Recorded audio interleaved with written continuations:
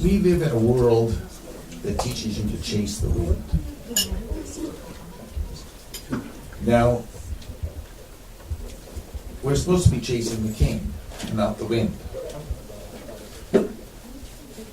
And yet, there is a great demand to do what the world's doing and chase the wind.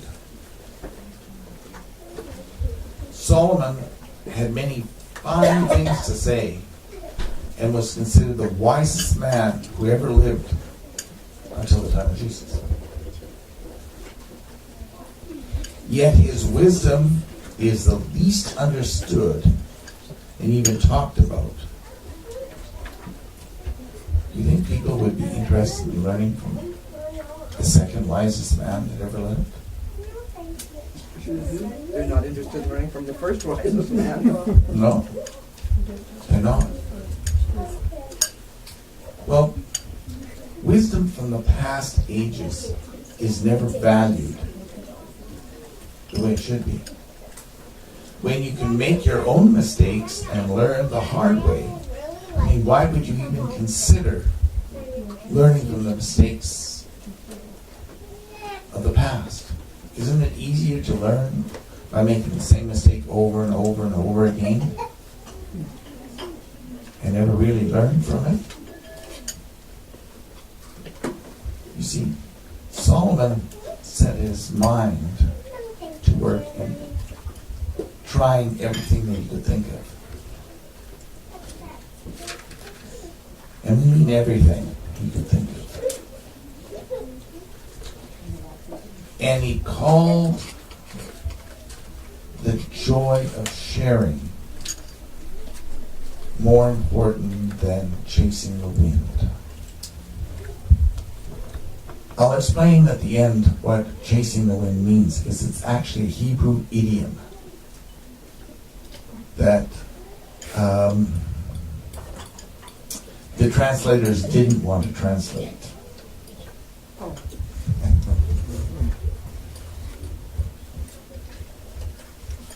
In Ecclesiastes 1:13 it says, "And I set my mind to seek and explore by wisdom concerning all that has been done under heaven.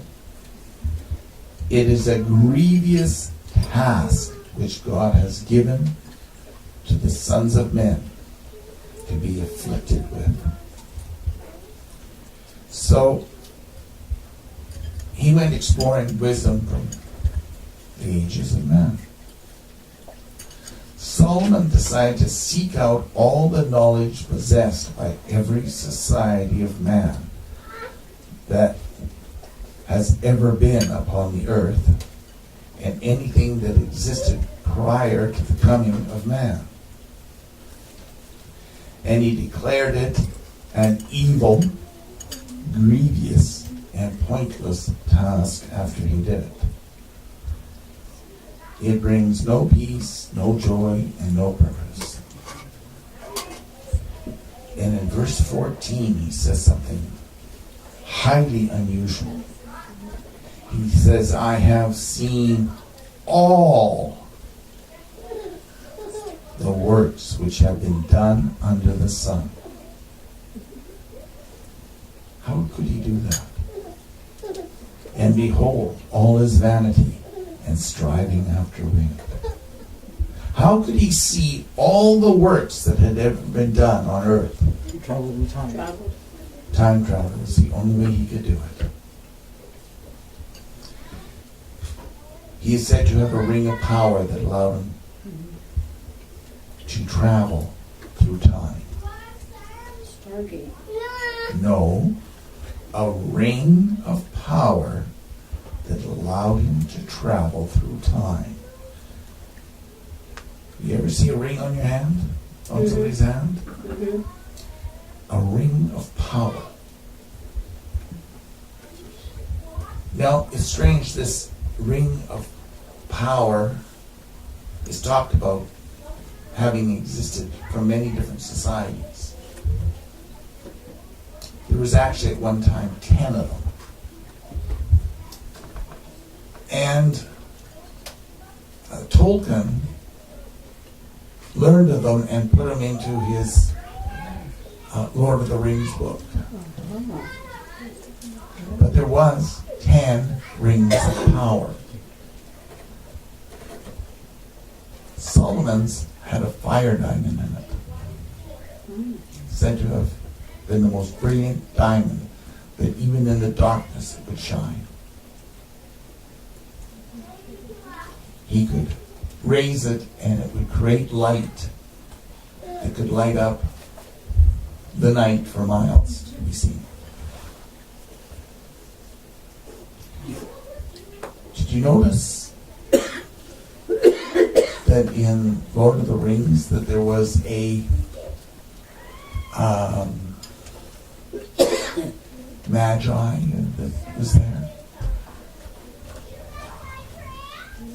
And he had a staff that when he put the crystal in, he could light up the caverns and send evil away. And even the demons from the shadow dimension could not hack him with that light. They couldn't break through it. Well, that's all the stuff that is talked about in Solomon's Ring of Power. He just incorporated it into the book. It's in different formats. But these fire diamonds can release huge amounts of light. There is still supposed to be 10 of them on Earth. And there's also supposed to be a mace of power here hidden on Earth. Power of authority, I should say. Great authority within that mace. Well, it is very interesting because the tenses and the use of the way they're used imply that only time travel could have been done. Because he said he had a direct experience, was directly experiencing the golden age of every society that ever existed on Earth up to his time. He couldn't go forward in time, but he could go backward in time. And again, that's part of the thing, that ring of power can only take you backwards in time and then bring you back to the moment you left.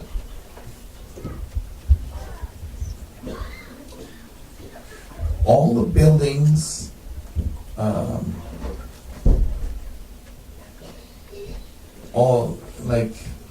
all the things that were of scientific knowledge and all the things that societies have strived after, all the great things that they have accomplished, and yet all these societies are dead and could not accomplish. You see, everything they accomplished died with them. They left little momentums here in pyramid formations or great walls, stone that is harder than diamond that was polished, cut. And they say it's over 40,000 years old at least. But it is so smooth that it makes a mirror, glass mirror, feel like sandpaper. That's how smooth it is. An impossible accomplishment. And yet it was done. And in some cases engraved on the ceilings of tombs with the ancient writing. That's before the coming of man. There was an ancient writing. And they're on the tombs. So he's seen all these societies die, and all their accomplishments came to nothing. And he says they have no more value to all their accomplishments than chasing after the wind. Isn't that amazing? In verse 15, we see the second part of the precept that he started in 14. What is crooked, that is twisted or perverted, cannot be straightened, and what is lacking cannot be counted. So, how do you count what you haven't got? Anybody figure that out? Do you know how you count something that you haven't got? Is it something you're hoping or expecting? How do you know all the things that God had planned to you? How do you have in your possession by now that you've been doing things to prevent Him from giving them to you? This is not only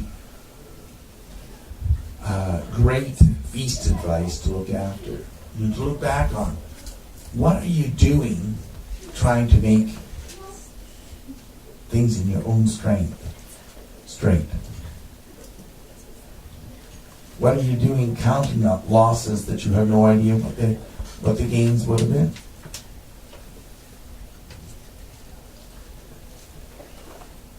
His advice is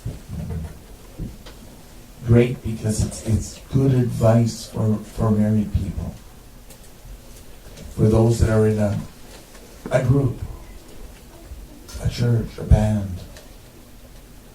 Do not attempt to straighten out a mate to your standards. That's what he's saying, or a partnership, or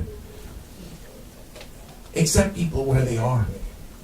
Encourage them with what they're good at, but don't go into the nagging field of trying to straighten them out. He says you can't do it. It cannot be straightened.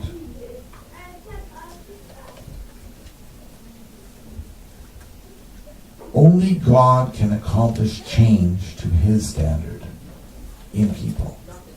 We cannot really change anybody for the better. We can make them worse, but we can't make them better. Can't straighten out what is crooked.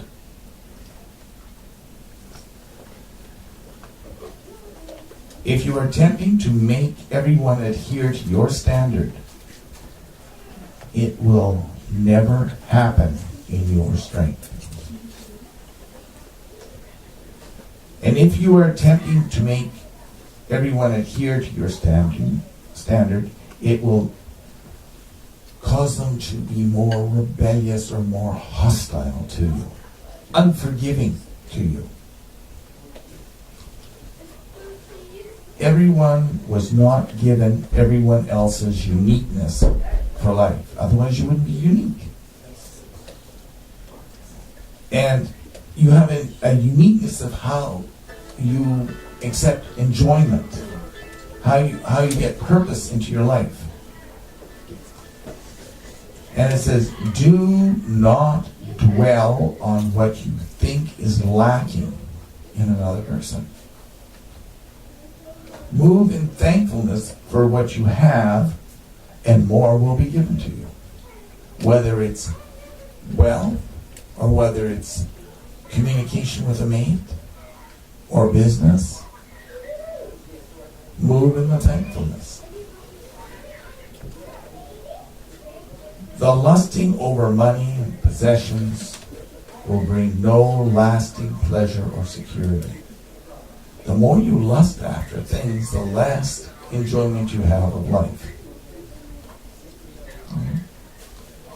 In verse 17, and I set my mind to know wisdom, and to know madness and folly. I realize that this also is striving after wind. Verse 18 says, because in much wisdom there is much grief, and increasing of knowledge results in increasing pain.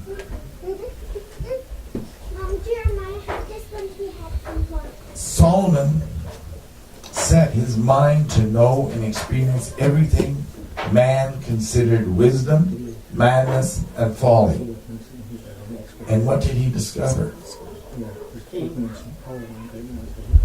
know what he discovered?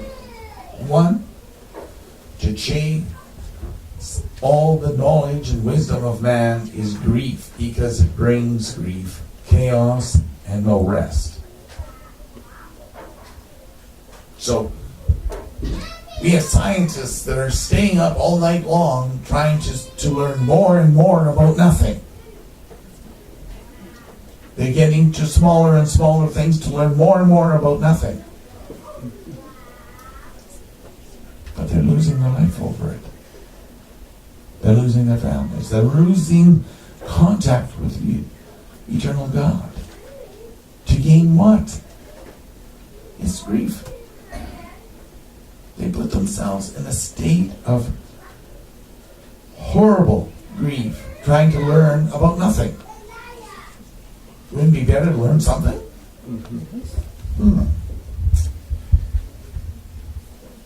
Everything that man has discovered is always partial, incomplete, and error-laden. See, it doesn't come from God. It's corrupted to start with. It just brings more questions and more strivings to the Spirit.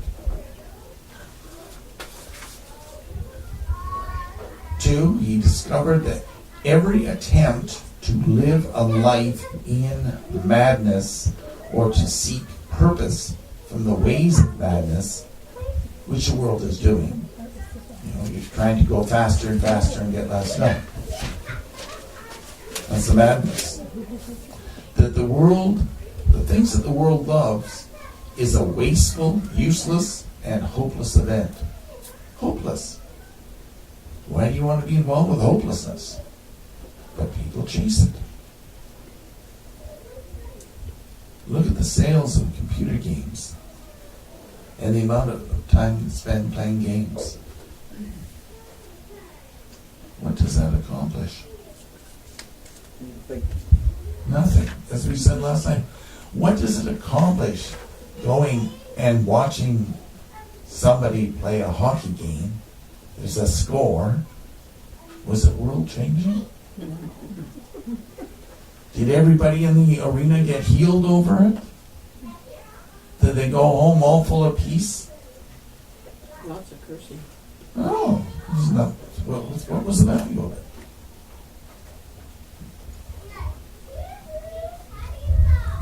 So he says it's just wasteful, useless, and hopeless event.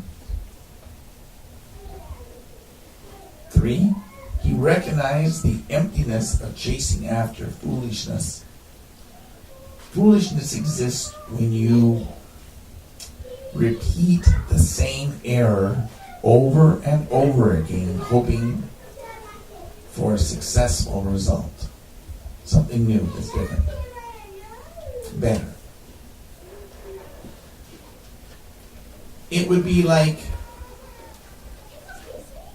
buying a new car and letting off 3 sticks of dynamite explode in it and then wondering why you didn't get even a better car out of it. How many think you get a better car when you explode the old one? No. It doesn't. It's just foolishness. Well, that's what he's referring to. 4, he discovered that what was bad, wrong, or corrupt is not able to produce good results. Okay? And part of that came off like with his understanding of the Mithra religion. Now the Mithra religion is interesting because they would do things that are totally insane. Totally insane.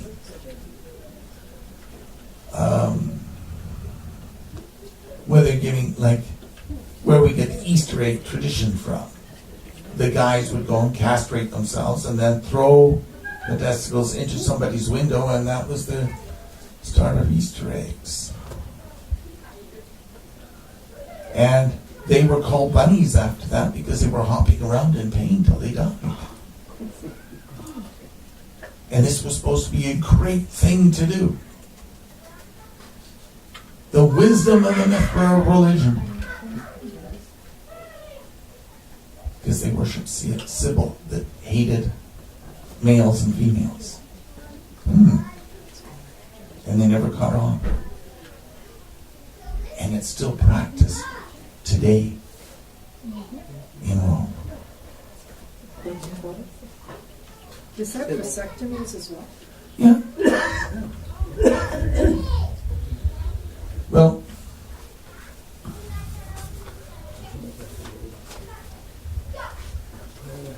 let's look at Ecclesiastes chapter 2. He said, I said to myself, come, I will test you with pleasure, to enjoy yourself.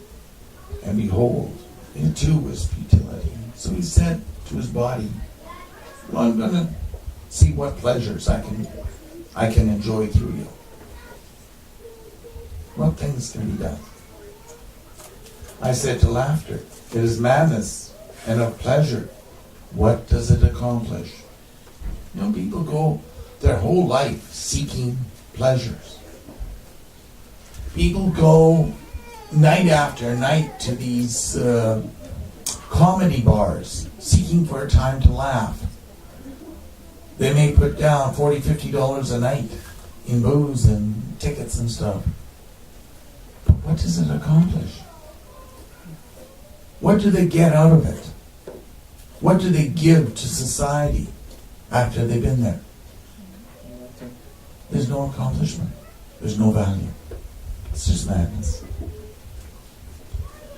I explored with my mind how to stimulate my body with wine while my mind was guiding me wisely. I don't know whether you can really drink yourself into oblivion and still have your mind in control. But he said he could do it. And how to take hold of folly until I could see what good there is for the sons of men to do under heaven a few years of their life. He says, I tried everything that the world thought makes you happy, gives you value.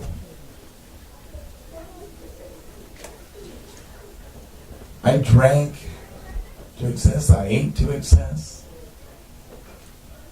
And he says, there was no happiness there. What is happy about waking up in the morning and having to throw up for 5 or 6 hours from a hangover, from drinking too much?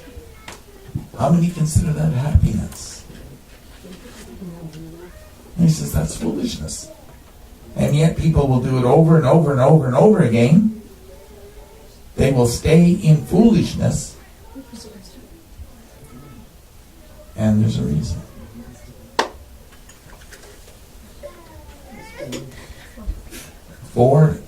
In verse 4, he says, I enlarged my works.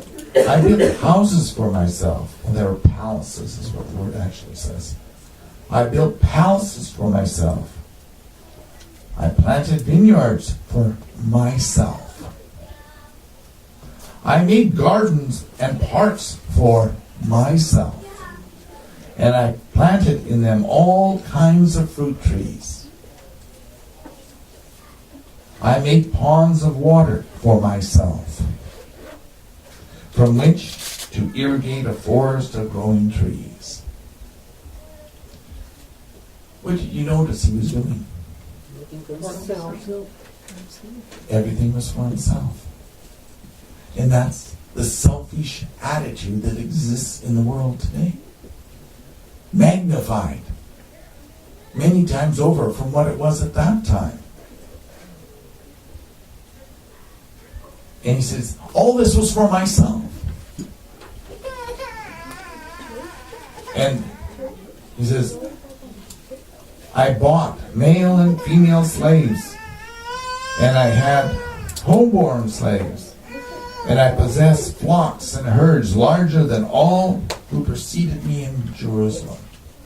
He had enormous flocks. Can you imagine when you could take 10,000 sheep in a day and have them sacrificed, and it didn't deplete your herd any, your flocks any? Isn't that something? No depletion. You couldn't count them, there were so many. And with all that, he still wasn't satisfied. He still wasn't happy. There's no contentment. Why? Because it was following the world system of wanting to do things and have things for self. He said, also, I collected for myself silver and gold, and the treasures of kings and provinces. I provided for myself male and female sinners, and the pleasures of, it literally says male sex slaves, and many concubines. He tried everything.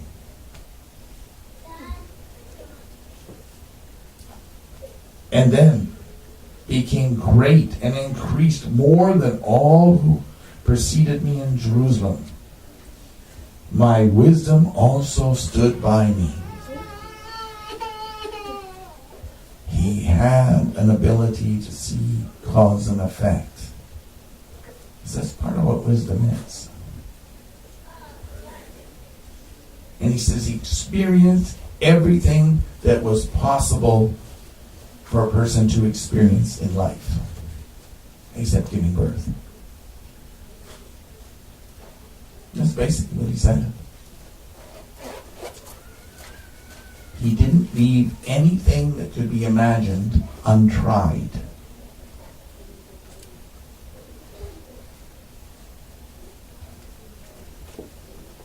And yet he claimed his wisdom still stayed with him.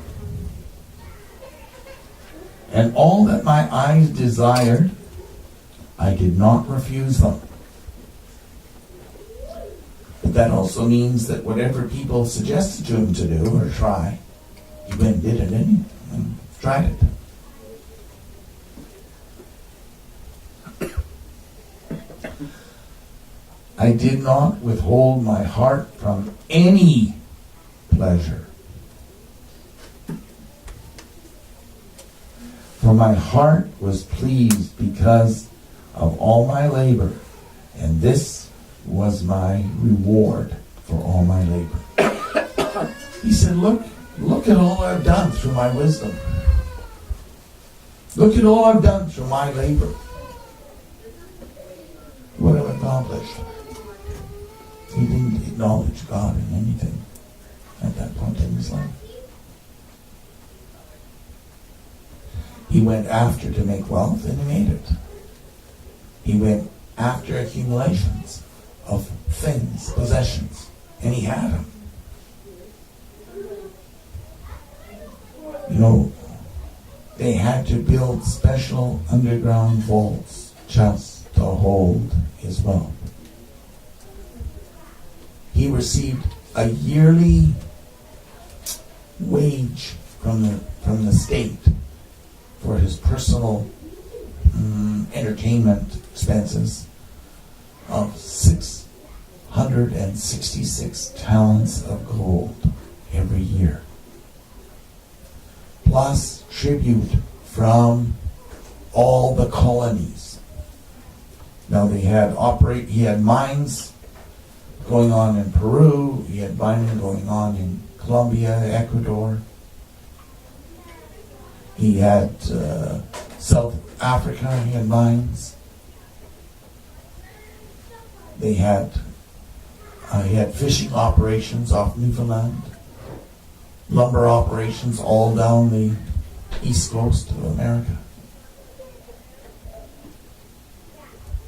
He even had mining operations for special metals as far as Sudbury. Was he involved in a lot of things? Yes.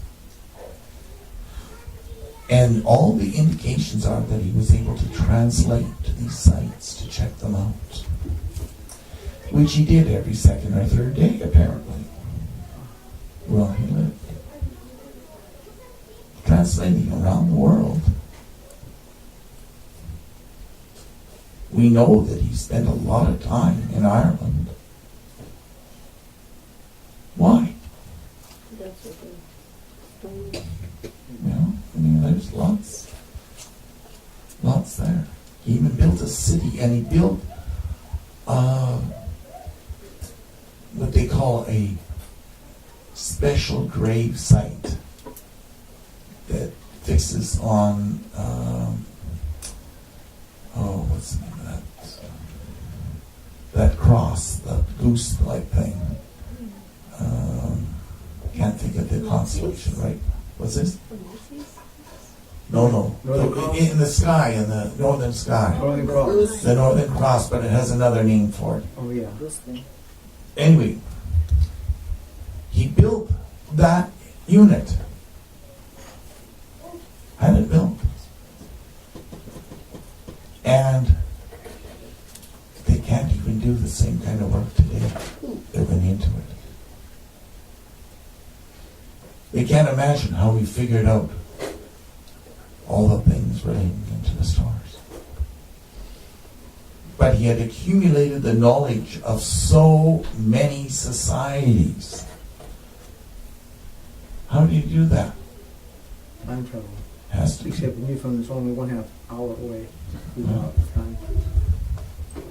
We'll send you a bill for the other half hour. Okay. This is, he says it was a reward for all my labor. He got to claim that this was his accomplishment.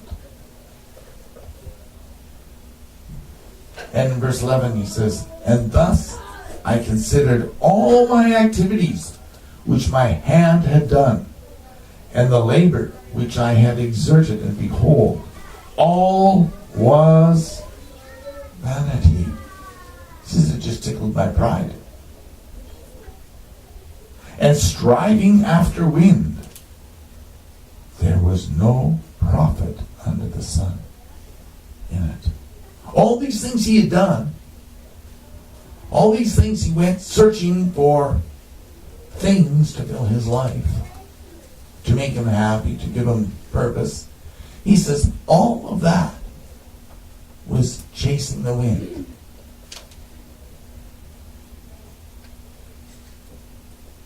There was no profit under the sun for it.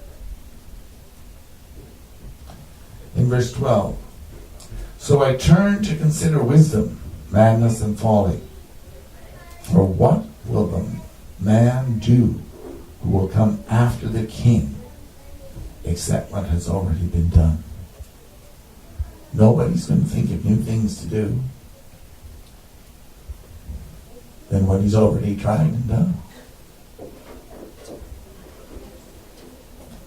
And I saw that wisdom excelled folly. It excels, it beats it out. As light excels darkness.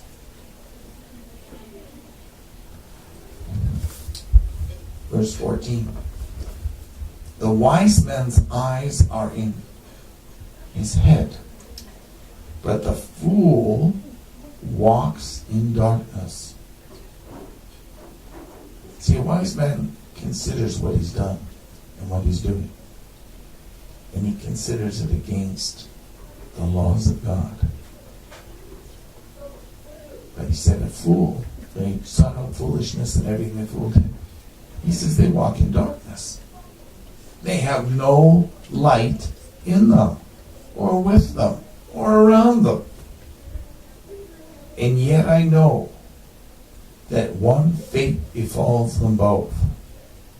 What would that be? Death. Death. Then I said to myself, as is the fate of the fool, it will also befall me. Why then have I been extremely wise. So I said to myself, this too is vanity. This too is chasing the wind. This too is emptiness. For there is no lasting remembrance of the wise man, as with the fool. Doesn't matter how wise you are, people don't want to learn from your mistakes or learn the lessons of life that you've learned. You can't teach them. They don't want to learn. They're content to be fools and make the same mistake over and over and over and over again. Then they get angry at others because, well, they can't be to blame for the mess they've made in their life. It has to be somebody else's fault.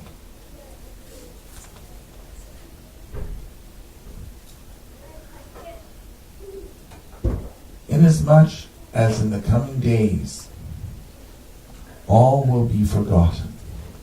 And that's really the truth. We have forgotten more since the creation of man than we remember now. We're at the lowest ebb in reality to the knowledge that the ancients held. And how the wise man and the fool alike die. So I hated life, he says in verse 17. I hated life. That sounds like he was pretty depressed after he evaluated everything he had done. For the work which had been done under the sun was grievous to me. He found that when he really looked at it, all that he accomplished was nothing. Meant nothing, because nobody would ever appreciate it. It would never be acknowledged as something special and stay as an eternal memento of things past that people could learn from. This won't happen.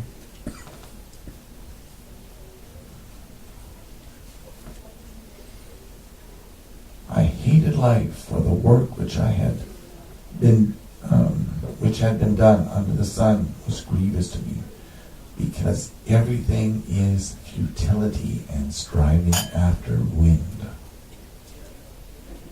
Okay? He seen that there was nothing he could do that wasn't striving after the wind. Thus I hated all the fruit of my labor for which I had labored under the sun. He hated everything he had done.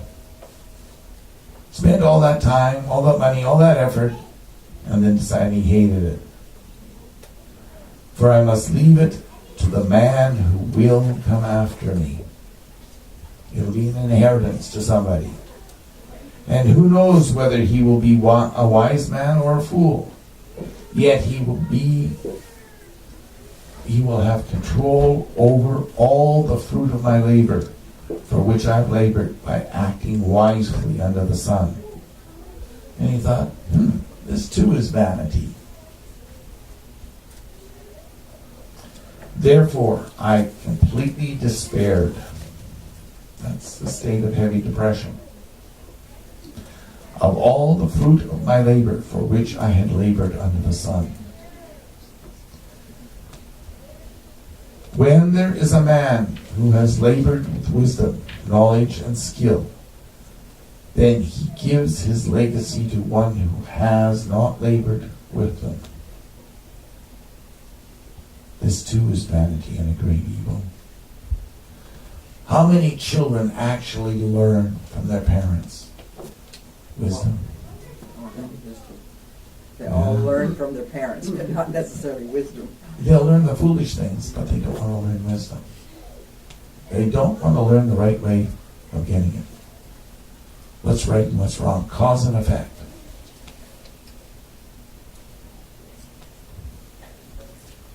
Well, we can see the benefits of having skill because God has given us talents. unique talents within us, things to do. And he didn't give them to be wasted. But he says, like for all that I've labored, all the wisdom I put into things, a fool may inherit them. And he was right, his son was a fool that inherited them.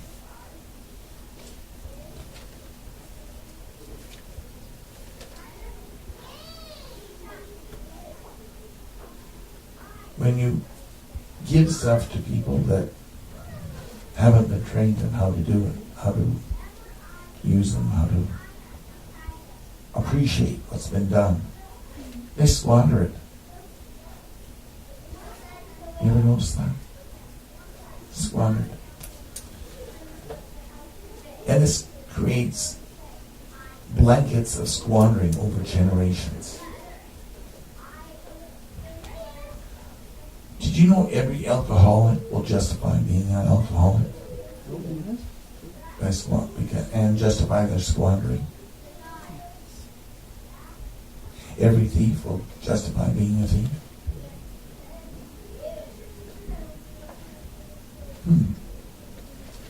And yet, they didn't want to learn what it took to be a real person, to actually use the talents that God has given them to help others. For what does a man get in verse 22? In all his labor, in his striving, with which he labors under the sun. What does he really get? What's the benefit of it? Exercise. Is it? Because all his days, in verse 23, is all his days, his task is painful and grievous, and even at night his mind does not rest. This too is vanity. You see, you can labor, but if you're laboring for the wrong reasons, there's no peace in what you're doing. If God didn't tell you that it needs to be done or to do it, there's no peace, there's no joy. It's vanity, it's emptiness. It is again striving after the wind. In verse 24, there is nothing better. Now listen to this. This is the summation of what he's going through.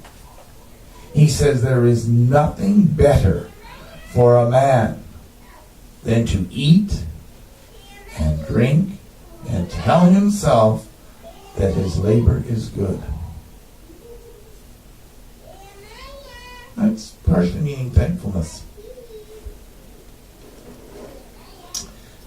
This I have seen, that it is from God and from the hand of God.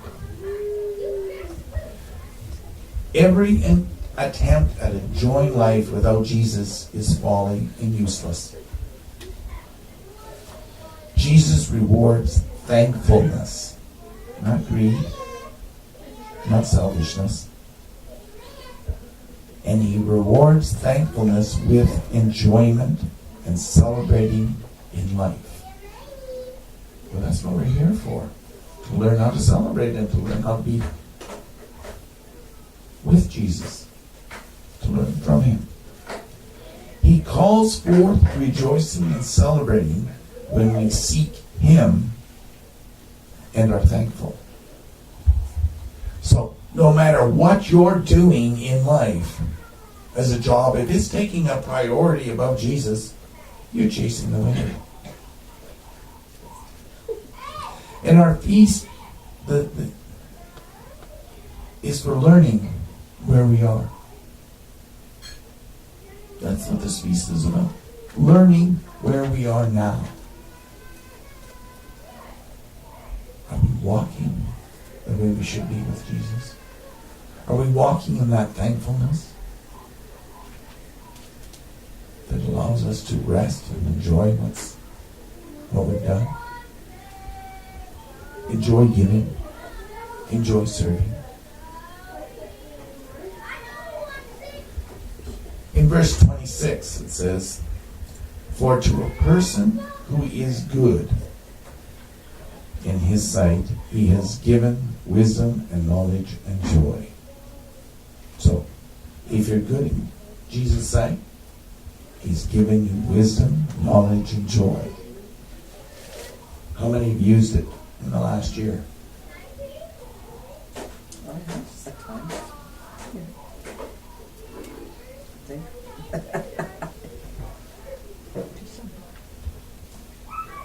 While to the sinner he has given toiling, the task of gathering and collecting, so that he may give all to the one who is good in God's sight. Yet this too is vanity and striving after the wind. You see, all your toiling will, all the wealth accumulation, all your possessions, that if it isn't done to the glory of God, if you're not using it for serving and, shall we say, helping others grow, then what will happen is that you're striving after the wind with it, and it will be all taken away from you.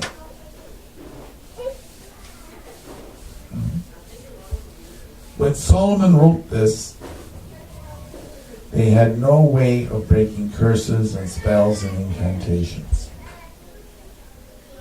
Jesus hadn't died yet, so there's no blood to smash it up. He could not understand the plan of God, nor the intent of God's purpose in man's creation. It wasn't given to him to understand it in fullness. And yet you have been given that. What are you doing with it? See, you have been given something maybe 10 or 50 times more valuable than all of Solomon's wealth, all of his labors, all the wisdom that he accumulated. And you're celebrating it in this feast. Isn't that awful? It's awesome. Awfully good. Well,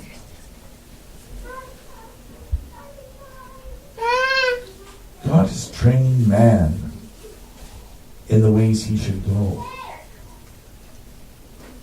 And he's letting you experience things so that you can move to what is good for learning. What's going to be a benefit? What's going to help others?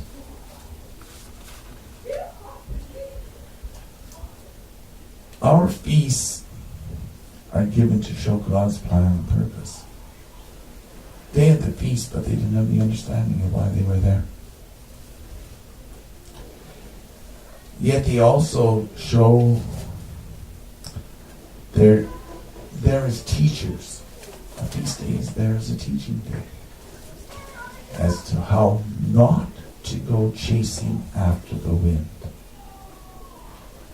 Don't put your heart on things that don't last. Because in ancient Hebrew, to chase the wind was an idiom for four things. It meant to try and swallow the east wind. What? Isn't that foolish? When the wind's blowing from the east, you think you can suck it all in and stop it from blowing? Yet that's part of what it means. Another part is to try and control the wind's movements. You know, like you herd cattle, that you can herd the wind. Again, that's foolishness. 3,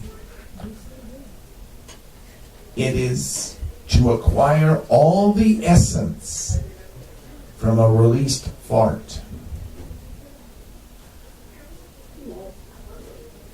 Yes, it does. Why? No, like, what is this? It's foolish. Sounds Young like a- boy. It sounds But that's what chasing the wind means. sounds like a joke. But it's not a joke. It's part of the idiom of what it means, what it was to stand for. Is that- When you're chasing the wind, when you're chasing something that is foolish or a stink in God's nostrils, So Tim Bazinski you are understood chasing the wind. You're going after the very essence of the fart to make sure you get it all in before somebody else gets to smell it. Sounds practical, right? So your Your son, goal for the day? No. your son understood the Hebrew when he made a comment about the people upstairs. 4, to find success in one's own strength, wisdom, and knowledge that will be better than all that God has to offer was the fourth thing for what chasing the wind meant. That you thought yourself more intelligent, more wise, more knowing, more understanding than God, and you're going to find a new way of doing things. And he said, there's nothing new under the sun. It's all been tried before. If you could travel back through time and learn from each generation that preceded you, from every society that existed from the time of man or even from before man that existed on this earth. And you could learn all their science and all their philosophies of knowledge that they accomplished. He said, you're chasing after the wind. He did it, he's seen it, and it is nothing. Well, what's that mean? What's it mean to a believer? Does it mean that you should go do it just to check it out? Does it mean you should run around in circles pretending that you're a fish? No. We have the feast because it's to bring ourselves into a correction mode with reality, God's reality. We celebrate, but we don't celebrate all the things we did in our strength. We celebrate all the things that God has done through us in His strength. And in that celebration of thankfulness, we get rest and joy. And we allow prosperity to flow.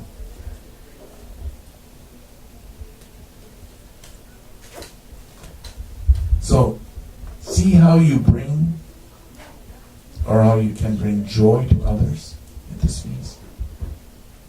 And encourage thankfulness, righteousness, and love in someone else's life. Then you got something. But if you try and do it for all my exaltations, what are you going to get? The wind. You'll be chasing the wind. And everybody loves the odor of a good fart, right? Only rednecks. Love the release of them anyway. Well, we're the family of God. Let's celebrate like one.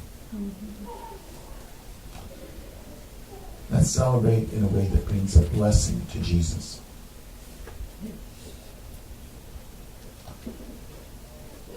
This is your training time for the kingdom of God. It represents the 1,000-year celebration. You think you're going to be doing things, everything to your glory or to God's glory in 1,000 years? God's glory. Let's start now. Learn how to do it. and God bless you with it. Yeah.